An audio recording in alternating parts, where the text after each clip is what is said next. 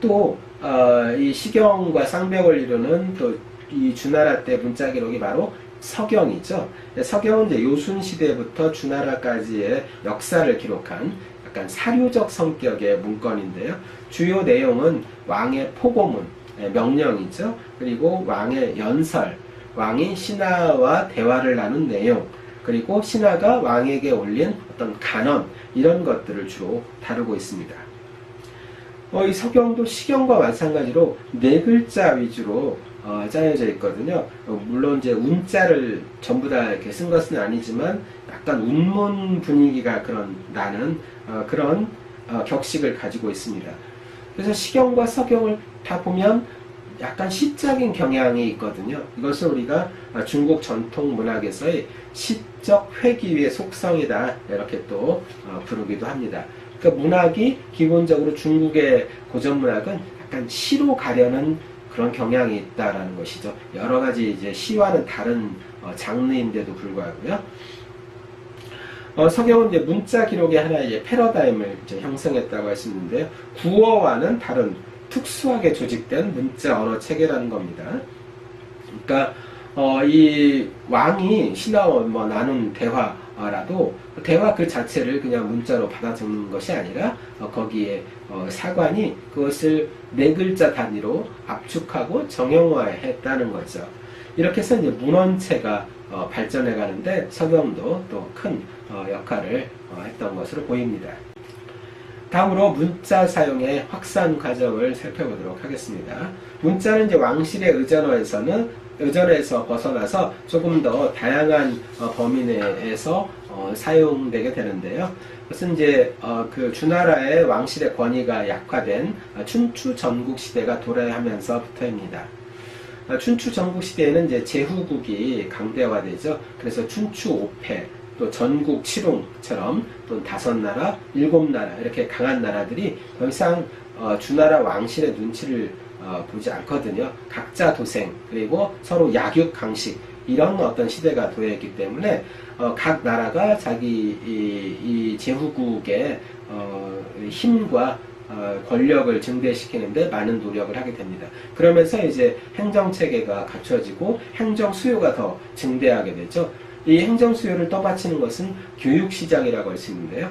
교육시장이 이제 확장되면서 더 많은 어떤 교육 활동이 이루어지게 되는데, 교육 활동의 기본을 이루는 것이 문자 사용이죠. 구두로 전달되는 것보다는 어떤 문건으로 된 것이 전달되는 것이 더 좀 반영구적이니까요. 이렇게 이제 사교육 시장이라고 할 수 있는데, 이런 사교육 시장을 활성화시킨 것이 공자죠. 공자의 제자가 약 3천여 명이었다는 것으로 알려져 있습니다. 이것은 어떤 뜻이냐면 왕족이 아닌 어떤 지식인이 등장해서 문자를 사용했다는 거죠. 이런 이제 공자와 같이 어떤 지식의 공급자 또는 판매자 역할을 한 사람들이 이 춘추 전국 시대에는 매우 많았습니다. 이런 사람들을 우리가 통틀어서 제자백가 이렇게 부르죠. 이런 제자백가들은 약간 서로 간에 이제 상당한 경쟁도 하게 되죠. 그리고 이제 그 지식 전달의 도구로서 이 담론을 사용하다가 점차 이런 담론들이 문자화된 전적으로 남게 되는데요. 예를 들면 공자가 제자들과 나눈 그런 대화들, 이것을 이제 공자가 일기 형식으로 이렇게 쓰진 않았지만 후대에 공자의 제자들이 공자와의 언행을 새롭게 복기를 해서 기록으로 남기는데, 그것이 이제 논어라는 책이죠. 이후에 이제 맹자는 본인이 이제 자기의 생각을 글로 옮기는 이렇게 책을 이제 남기는데요. 이런 것들이 이제 제자 백가들이 자신의 생각을 문자화된 전적, 즉 한자를 사용한 어떤 전적으로 남기면서, 이전에 이제 왕실이 그 약간 독점했던 문자 사용이 일반 지식인들까지 확장되고, 일반 지식인들이 이제 문자를 쓴다는 것은 이것이 이제 문학 작품을 만든 것은 아니지만 문학 작품을 창작해낸 어떤 기본적인 이 배경을 이루고 있다, 이렇게 말씀드릴 수 있겠습니다. 그다음에 문자 기록의 유통을 보겠습니다. 문자 기록은 한 사람이 어떤 이제 글을 남기게 되면 이것을 이제 베껴 쓸 수가 있습니다. 우리가 어떤 당시에는 녹음기라는 것은 없었기 때문에 그 사람이 말로 하면 그것을 그대로 기억했다 전달하기가 쉽지 않은데, 이런 이제 문자 기록은 재생산이 용이하죠. 그래서 사본을 작성하고 이것을 이제 유통시킬 수 있습니다. 우리가 이제 우리 후대 이제 출판이라는 걸 생각해 보면 바로 이제 이런 것인데요. 그것이 이제 다량으로 재생산돼서 전파될 수 있는 거죠. 우리가 문학이라는 것을 전제하려면 이런 다량의 그 생산과 유통 과정이 있어야 되거든요. 작자가 자기가 지은 글을 혼자만 알고 있다. 그러면 이제 문학이라는 것은 발생하지 않죠. 그리고 이렇게 사본이 이제 여러 부 작성되면서 독자라는 것이 형성될 수 있습니다. 여러 사람이 똑같은 내용을 같이 읽게 되는 것이죠. 그러면서 이제 문자 기록에 대해서 평가를 남기게 되죠. 이것은 좋은 글이다, 뭐 별로 볼만한 글이 아니다, 이런 이제 평가를 하게 되고, 그렇게 평가가 어떤 작자가 독자로부터 더 좋은 평가를 받기 위해서 경쟁하는 체제로 그렇게 도입하게 됩니다. 그러면 경쟁에 이기기 위해서 글을 어떻게 써야 될 것인가 하는 부분에 그 관심을 기울이게 되겠죠. 이런 것들이 이제 문자 기록의 유통 상황이 문학사의 발전과 어떤 관계가 있는지, 이런 측면에서 좀 살펴봐야 될 그런 이제 내용일 것 같습니다. 네, 마지막으로 통일 문자의 출현, 그런 과정을 살펴보겠습니다. 앞서 춘추 전국 시대에 여러 나라로 이렇게 갈라졌다고 했는데요. 각 나라별로 문자가 좀 달랐습니다. 이런 것을 우리가 이제 육국 문자라고 하는데, 나중에 진나라가 이제 통일을 하면서 진나라는 어떤 소전이라는 글자체로 그 글자를 쓰고 있었거든요. 이제 진나라가 이제 통일을 하면서 여기서부터 이제 우리 그 세계사에서 차이나라는 것이 이제 등장하게 되는데요. 차이나가 이제 탄생하면서 여러 가지 통일 작업을 시작하죠. 진시황이. 이 진시황의 업적이라는 것은 좋은 말에서 얘기하면 한마디로 최초로 북방 문화와 남방 문학이 하나의 중화 문화권이라는 것으로 통합되게 되는 이제 그런 계기가 된 것인데요.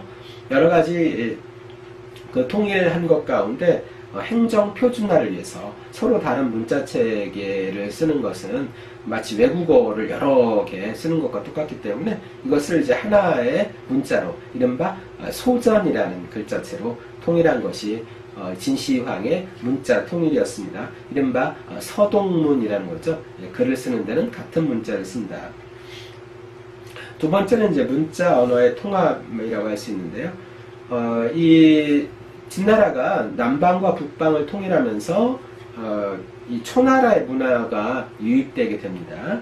이것은 이제 이 북방 문화라는 것은 아까 우리 현실주의라고 얘기했듯이 사실의 기록에 조금 더 치중했었는데요. 남방 문화는 약간 상상력을 중시했었거든요. 이런 상상력으로 글쓰기가 더해지게 되죠. 이것은 이제 초나라의 문화의 영예라고 할 수 있는데, 우리가 사실의 기록보다 문학에서 더 중요한 것은 사실 상상력의 글쓰기잖아요. 그러면 그런 의미에서 초나라의 문화가 유입되고 그것이 하나의 이제 통일된 문자 형식으로 남겨져서 사본이 만들어지고 유통되고 독자층이 생겼다는 것은 문학사의 발전에 미친 영향이 대단히 크다고 하겠습니다.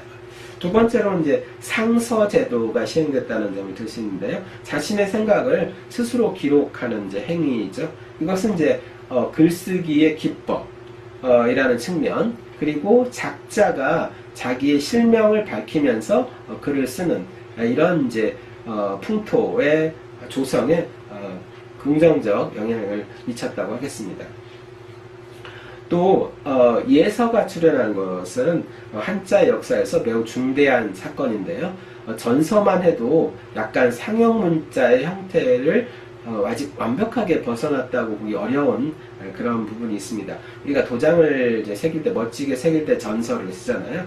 약간 이제 그림과 같은 요소가 조금 남아있는 그런 글자체인데, 예서는 그렇지가 않죠. 예서는 약간 옆으로 좀 납작한 면에서는 지금 한자 완전히 똑같지는 않지만, 또 한자라는 이제 그림에서 완전히 글자로 돌입하는 그런 시대에 들어서게 됩니다. 이것은 이제 이 그 서사의 하나의 도구로서 그 문학 작품을 창작하는데, 이전처럼 어떤 그 마치 글자를 그리듯이 하는 것보다는 글자를 쓰는 이런 이제 시대가 도래한 것은 문학 발전에도 큰 영향을 미쳤다고 할 수 있겠습니다. 자, 그럼 오늘 이 시간은 여기서 마치겠습니다. 감사합니다.